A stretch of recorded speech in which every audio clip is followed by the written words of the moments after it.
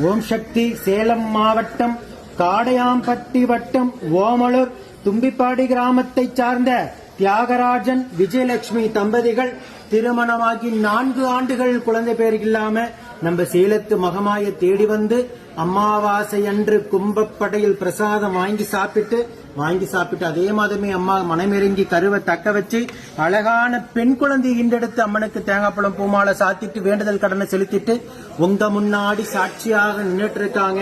4 ஆண்டு காலம் இவங்க இருந்த கடும் தவ வாழ்க்கைக்கு கும்பப்படையில் சாப்பிட்டு அதே மாதமே அம்மா மனமிறங்கி உயிருள்ள வரைக்கும் மறக்க முடியாத மழலை செல்வத்தை அவங்க குடும்பத்துக்கு வரமாக அள்ளி கொடுத்திருக்காங்க. இந்த குழந்தை அங்கத்துல கழுவினி இல்லாம உடல் ஆரோக்கியத்தோட வளர்ந்து கல்வியில சிறந்து விளங்கி அவங்க குடும்பத்தை கட்டி காத்து கரைசித்து நான் வேண்டிக்கிறேன். இந்த வீடியோ பார்க்கின்ற பக்த கோடி பெருமக்களாகி நீங்களும் வேண்டிக்கங்க.